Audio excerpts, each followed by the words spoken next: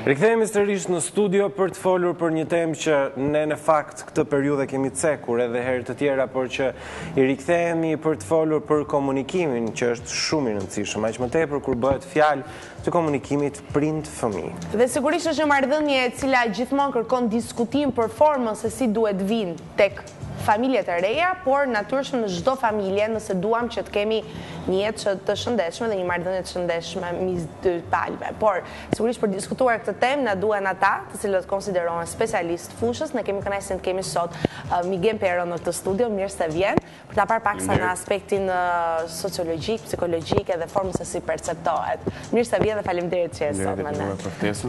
Besoj Miguel, këtë periudhë diskutohet gjithmonë edhe më tepër komunikimi apo prezenca e prindit në jetën e një adoleshenti, mbi të gjitha duke parë edhe ngjarjet e fundit që kanë ndodhur.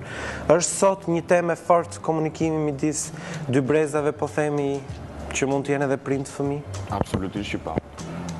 Ka arritur deri në pikën, po ta mendoj, sepse sociologët kanë nxjerrë si nevojë rishikimin e njëherë të marrëdhënieve që kanë familja dhe konceptin në përgjithësi për familjen, për të kuptuar sepse është e sigurt që të dyja palët kanë këmbështrime jashtëzakonisht të ndryshme dhe perceptime të ndryshme të realitetit. Kjo ka sjellë që atë që të rishikohet edhe një herë mundësia si mund të ketë një përqasje tjetër për familjen, se duke qenë se ka këmbështrime shumë ndryshme, edhe t'i sjellin të dyja në diçka të parafort në këtë drejtim.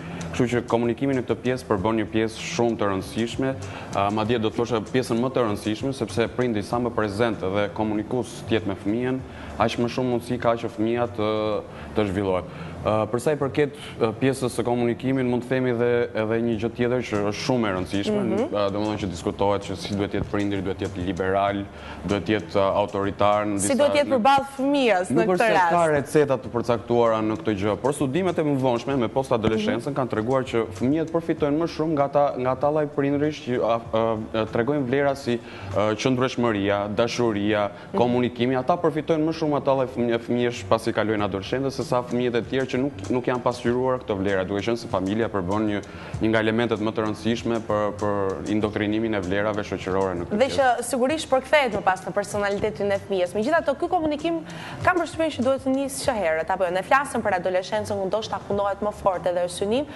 por edhe në atë moshë ku ne pretendojmë se nuk komunikohet, në fakt ka një lloj komunikimi, kimie midis fëmijës dhe prindit. Absolutisht, fëmia nëse mëson gjërat e para, është komunikimi jo verbal që mëson dhe mëson me anë të imitimit, duke parë prindrin e tij se si lëviz, se si sillet, se si vepron, fëmia bëhet një imitues i tij.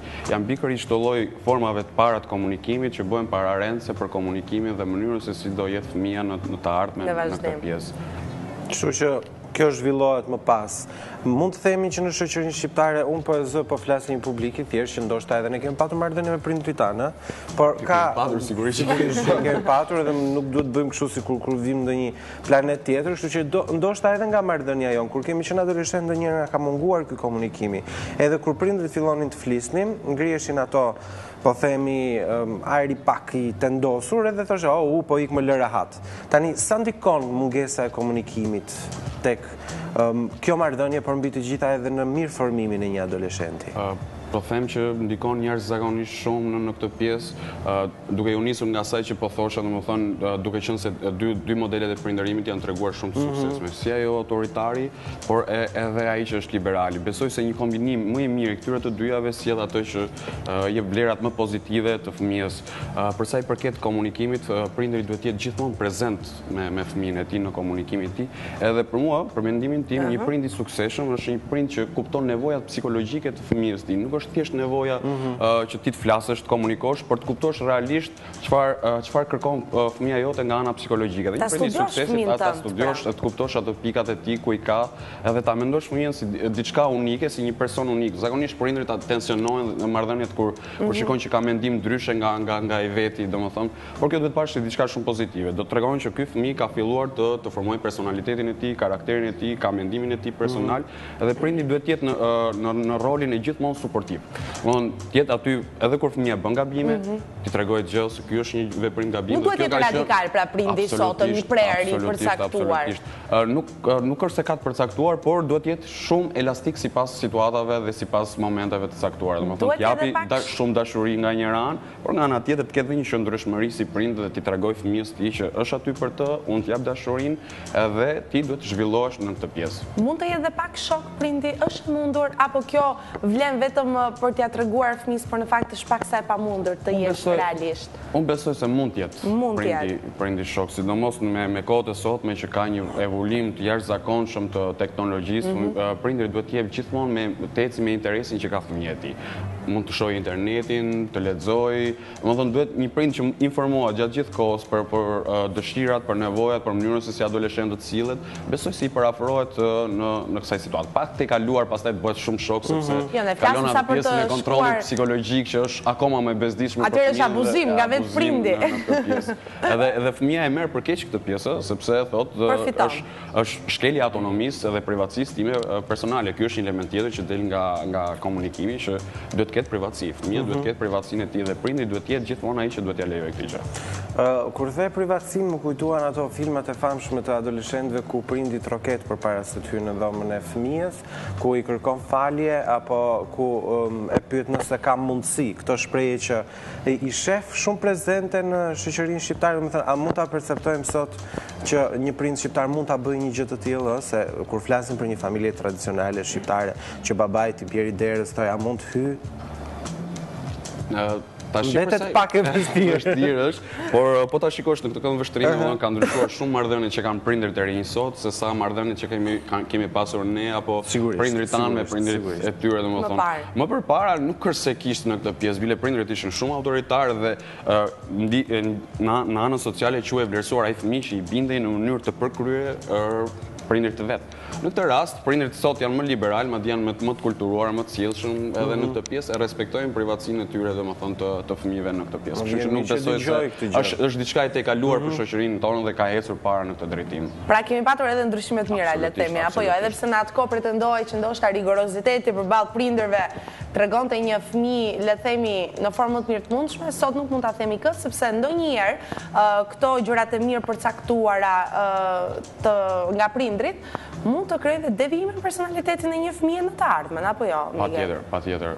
Në këtë pjesë mund të themi domosdoshmë është një lloj modeli. Kërkon ato që s'ke bër më pas. Model prindi që mendoj unë duhet shmanget shumë dhe duhet anashkalohet, që është modeli i kontrollit psikologjik. Domethënë prindri zakonisht indoktrinon ke fëmia ato dëshira, ato mungesa që ai ka pasur gjatë fëmijërisë së tij, domethënë në këtë pjesë, ose e kushtozon marrëdhënien me fëmijën e tij duke i kërkuar dashurinë, ose duke i indoktrinuar ndjenjën e fajt. Ti e kishe fajin për këtë gjë, nëse ti nuk bën këtë gjë, unë s'tjap këtë gjë, unë nuk t'jap dashurinë, edhe zakonisht këto ndikojnë në perceptimin e adoleshentit, sepse adoleshenti është njëhet për natyrën perceptuese shumë të shpejtë dhe mund të ndikojë në vetvlerësimin e tij, në vet autostimën e tij, çka mund ndikojë edhe në fazat e mëvonshme të rritjes së tij, që mund të sjellë deviante që nuk janë çodinë shumicën e rasteve në këtë pjesë.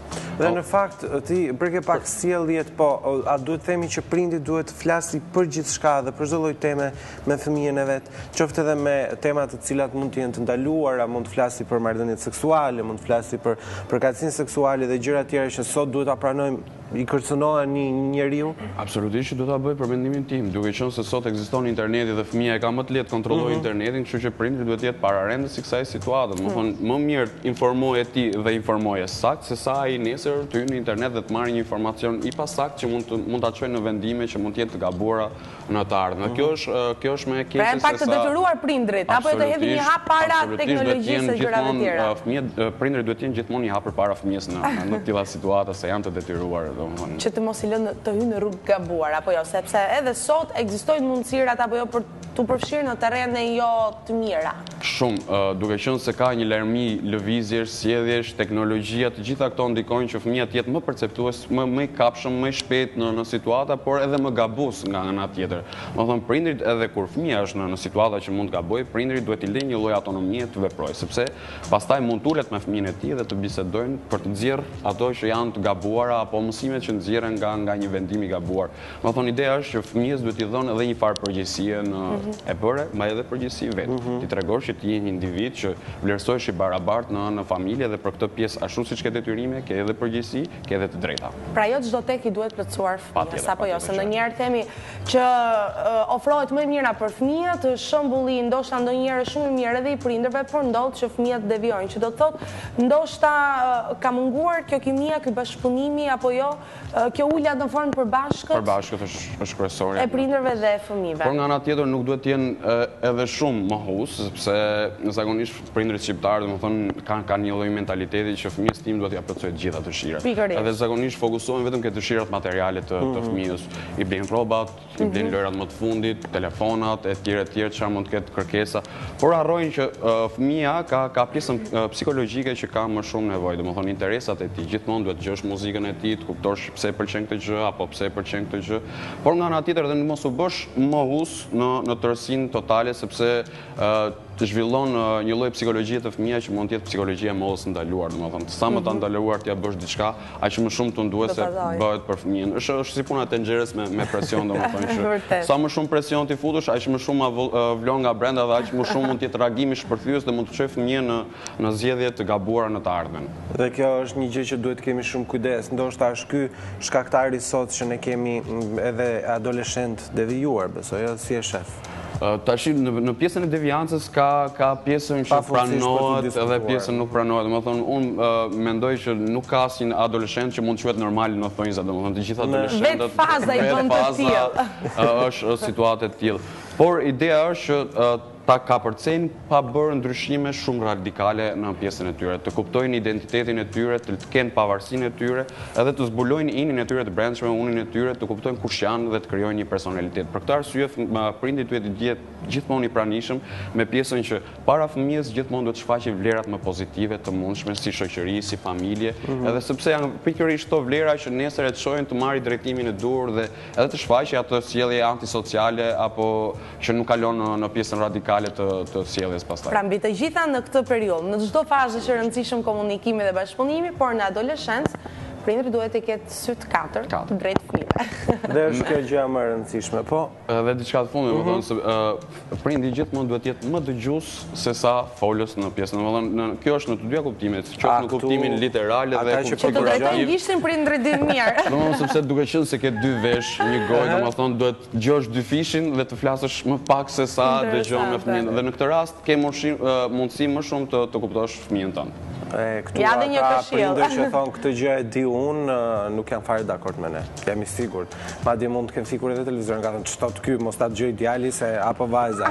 Por ne shpresojmë që të kemi dhënë mesazhe të duhura, sepse kohët kanë ndryshuar, marrëdhëniet kanë evoluar dhe le të shpresojmë që sot kemi adoleshentë më të përgjegjshëm dhe prindër më të mirë për t'i edukuar ata. Miguel, unë të falenderoj për këtë prezencë parë në këtë studio. Jam i sigurt që do të kemi bashkëpunim të gjatë edhe për të folur edhe për tema shumë interesante.